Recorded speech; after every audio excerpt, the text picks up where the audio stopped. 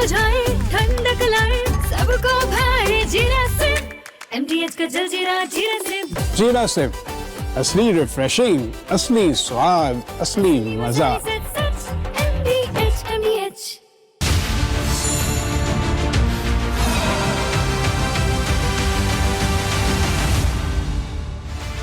नमस्कार दर्शकों, मेरा नाम है मानव यादव और आप मेरे साथ देखना शुरू कर चुके हैं राष्ट्र सर्वोपरि, क्योंकि दर्शकों राष्ट्र से बढ़कर कुछ भी नहीं है और इसीलिए आपका अपना रिपब्लिक नेटवर्क लगातार राष्ट्र हित में सवाल पूछता रहता है। और अब ऐसे ही कुछ सवाल समर्थ से भी पूछे जा रहे हैं, उनकी मां गिरिबाला सिंह से भी पूछे जा रहे हैं। जो समर्थ बीते 10-11 दिन से कानून को ठेंगा दिखा रहा था, वो समर्थ इस वक्त पुलिस की गिरफ्त में है। आज उसे कोर्ट में पेश किया गया और 7 दिन की पुलिस रिमांड पर उसे भेजा गया है। लेकिन अब सवाल यह है कि क्या समर्थ पुलिस की गिरफ्त में आने के बाद, पुलिस कस्टडी में जाने के बाद ट्विशा की मौत से जुड़े तमाम सवालों के जवाब देगा? पूछताछ में कौन से राज उगलेगा? ऐसे कई सारे सवाल लगातार बरकरार हैं। लेकिन सवाल तो ये भी है कि बीते 11 दिन से वो कौन लोग थे जो समर्थ को संरक्षण दे रहे थे और उसे भगाने में मदद कर रहे थे।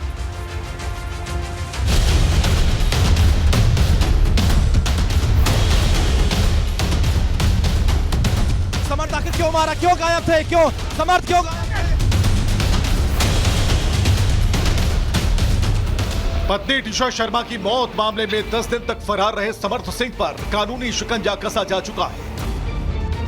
कोर्ट में सुनवाई के बाद समर्थ सिंह को 7 दिन की पुलिस रिमांड पर भेज दिया गया। समर्थ का पासपोर्ट भी जमा करा लिया गया है। समर्थ जवाब दो, क्यों मारा, आखिर क्यों, ऐसी क्या वजह थी कि आप गायब थे?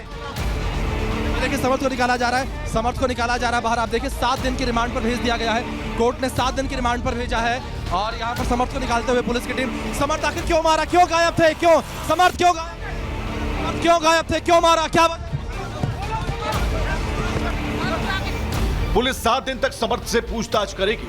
ट्विशा की मौत का राज समर्थ उगल सकता है, लेकिन 10 दिन तक दहेज हत्या के आरोपी का फरार होना पूरे कानूनी सिस्टम को कटघरे में खड़ा करता है। समर्थ क्यों मारा ट्विशा को, समर्थ क्यों मारा, रिपब्लिक भारत पूछता है ट्विशा को क्यों मारा? सवाल यह कि 10 दिन तक समर्थ सिंह कहां छिपा रहा? समर्थ सिंह को 10 दिन तक किसका संरक्षण मिलता रहा? वो कौन रसूखदार हैं जो समर्थ को बचाने की कोशिश करते रहे? क्या गिरिबाला सिंह जुडिशरी की ताकत का इस्तेमाल कर समर्थ को जेल जाने से बचाना चाहती थी?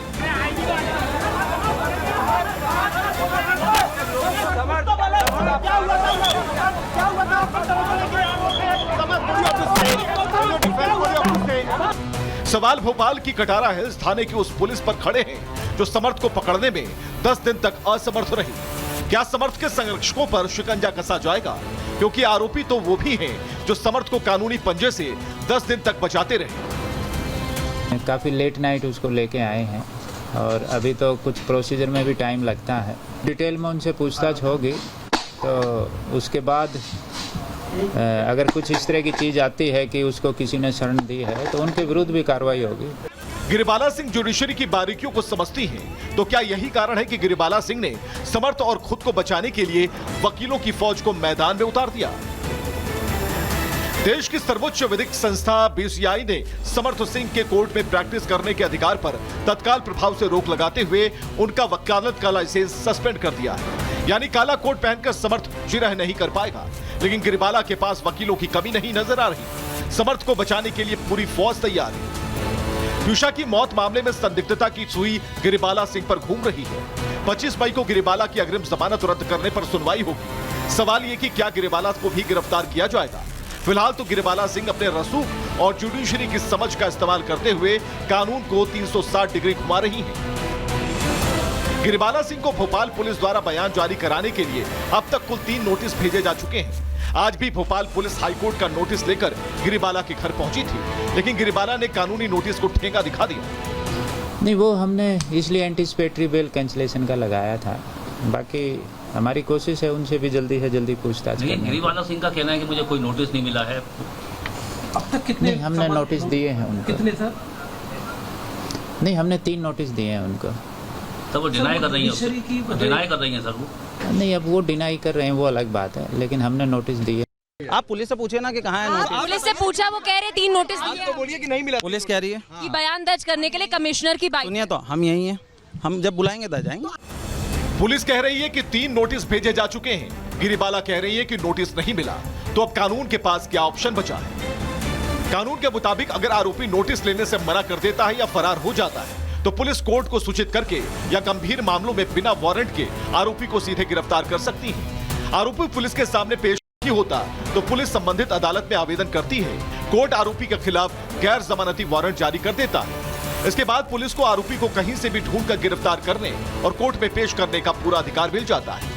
आरोपी ने कोर्ट से अग्रिम जमानत अगर ले रखी है तो पुलिस कोर्ट में यह दलील दे सकती है कि आरोपी जांच में सहयोग नहीं कर रहा और नोटिस रिसीव नहीं कर रहा है। इस आधार पर अदालत आरोपी की अग्रिम जमानत याचिका को खारिज कर सकती है या पहले से मिली जमानत को रद्द कर सकती है।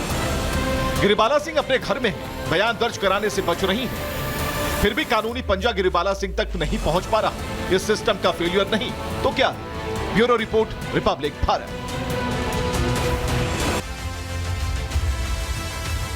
तो आपने देखा किस तरीके से समर्थ पर अब कानून का शिकंजा कसा जा चुका है और त्रिशा सिंह की मौत से जुड़े हर पहलू और हर खबर को रिपब्लिक भारत आप तक पहुंचाता रहेगा। लेकिन अब दर्शकों, आपको मैं लेकर चलता हूं मध्य प्रदेश से सीधा हरियाणा के यमुनानगर, क्योंकि हरियाणा के यमुनानगर से कुछ ऐसी विचलित करने वाली, परेशान करने वाली, हैरान करने वाली तस्वीरें सामने आई हैं। क्योंकि वहां से गाय के वध की जो तस्वीरें सामने आई हैं उसने सभी को परेशान कर दिया है। और वो तस्वीरें लगातार ये सवाल खड़े कर रही हैं कि गाय को कब तक काटा जाता रहेगा और गाय को काटने वाले कसाईयों पर कब आखिर एक्शन होगा। क्योंकि लगातार गाय की रक्षा के लिए कानून तो बन रहे हैं लेकिन ज़मीन पर वो कानून काम नहीं करता। और सवाल उन मौलानाओं से भी है, जो सवाल इसलिए उठ रहा है क्योंकि मौलाना बीते 2 हफ्ते से लगातार कह रहे हैं कि गाय को राष्ट्रीय पशु घोषित किया जाए, लेकिन उन मौलानाओं की ये तकरीर उन कसाईयों तक नहीं पहुंच रही जो गाय को काटने का काम कर रहे हैं। देखिए ये खास रिपोर्ट।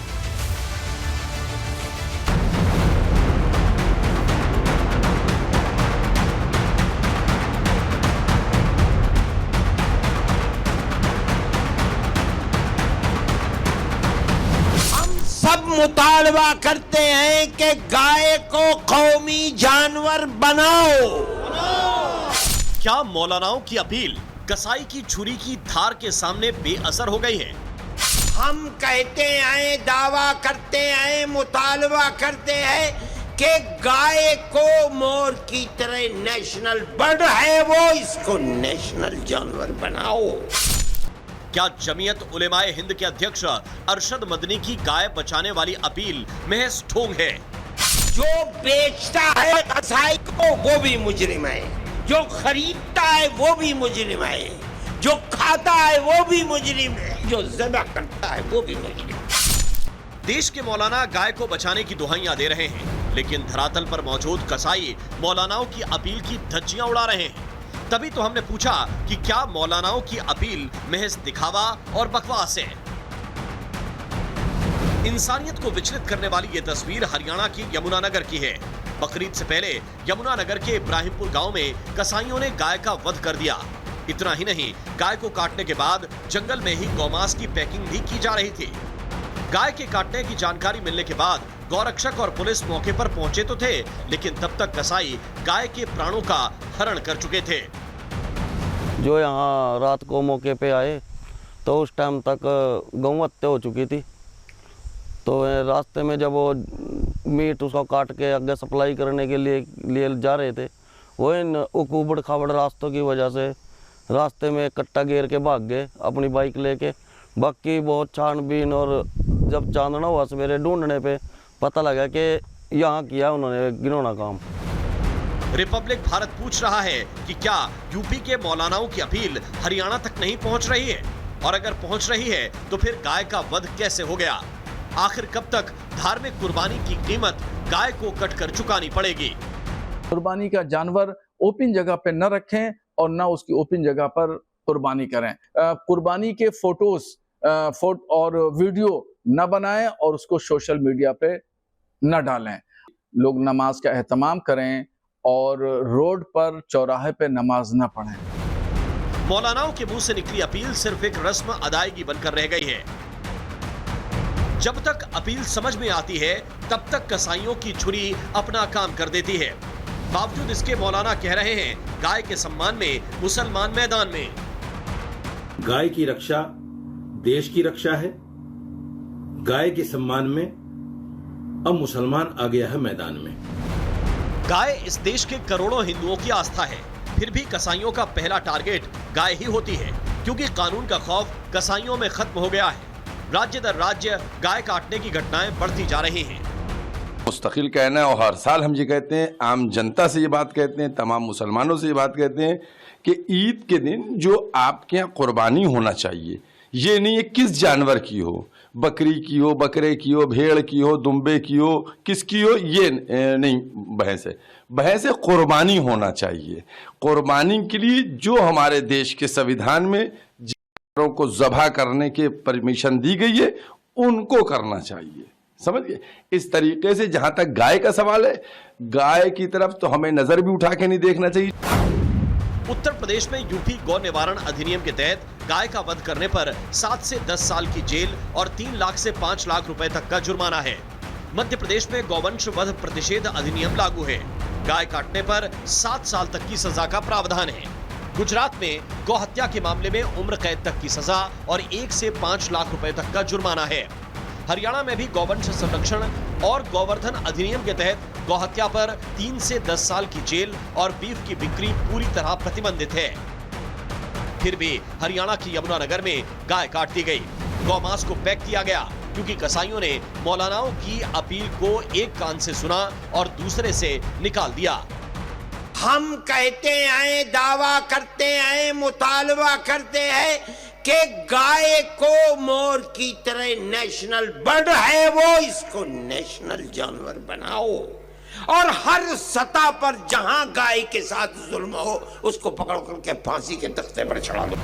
गाय को राष्ट्रीय पशु घोषित करने की मांग लंबे समय से हो रही है, लेकिन जब तक फाइल आगे खिसकती है, किसी राज्य, किसी जिले या किसी गांव में एक और गाय काट दी जाती है।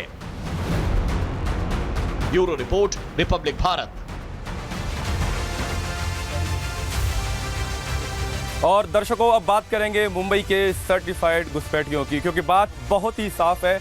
जब जब किसी राज्य में, किसी ज़िले में, किसी इलाके में घुसपैठिए घुसेंगे तो वहाँ के जो मूल निवासी हैं उनके हक और उनके अधिकार छीने जाएंगे।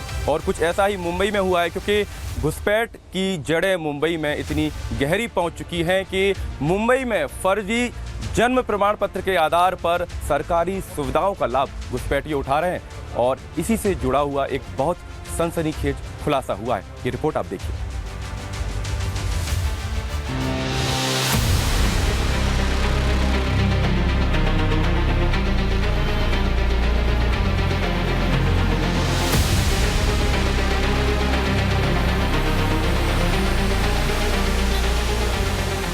मुंबई की डेमोग्राफी में बांग्लादेशी घुसपैठ का जो खुलासा रिपब्लिक भारत ने किया था, उस खुलासे पर अब मुंबई महानगर पालिका की मुहर लग गई है। मुंबई में अवैध घुसपैठियों की जड़ें कितनी गहरी हो गई हैं, इसका पर्दाफाश एक बार फिर हो गया है। मुंबई को बांग्लादेश बनाने वाली साजिश पूरी तरह से एक्सपोज हो चुकी है।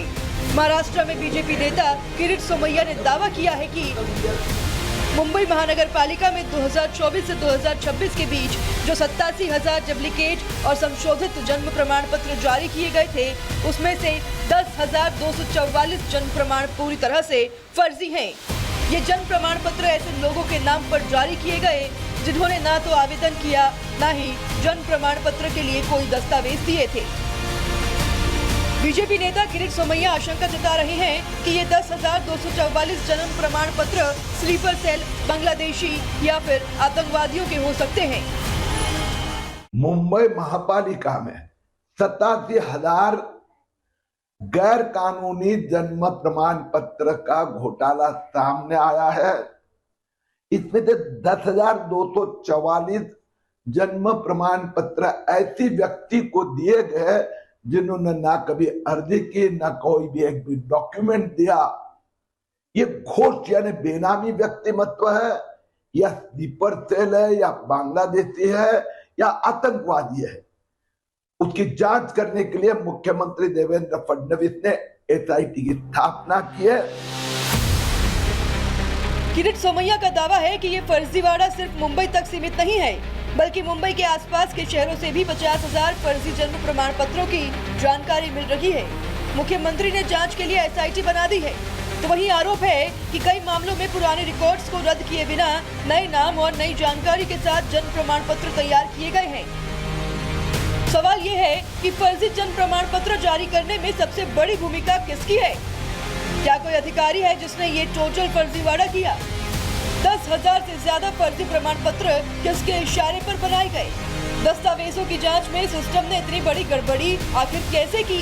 कौन है जो बांग्लादेशी घुसपैठियों को महाराष्ट्र में शरण देना चाह रहा है? फर्जीवाड़े की जांच के लिए मुंबई की मेयर ऋतु तावड़े की अध्यक्षता में एक बड़ी बैठक भी की गई और बैठक में बीजेपी नेता किरीट सोमैया समेत बीएमसी के अधिकारी भी मौजूद रहे। महाराष्ट्र सरकार अवैध रूप से रह रहे लोगों पर लगातार शिकंजा भी कस रही है। घुसपैठियों की पहचान और धरपकड़ के लिए विशेष टास्क फोर्स राज्यों में काम कर रही है, तो वही दावा है कि महाराष्ट्र में अभी तक अवैध रूप से रह रहे लोगों के 42,000 से ज्यादा फर्जी जन्म प्रमाण पत्र रद्द भी किए जा चुके हैं। Bureau report, Republic Bharat. तो दर्शकों, आज के लिए राष्ट्रीय सर्वोपरि में इतना ही। कल फिर आपसे मुलाकात होगी। बने रहिए रिपब्लिक भारत के साथ। नमस्कार। चमकी चाट से क्या बना है? सैंडविच, लस्सी और छाछ और हर घूंट में चमकी चाट। ड्राई फ्रूट और दही बड़े। चमकी चाट से स्वाद बढ़े। असली स्वाद सिर्फ चंकी चाट।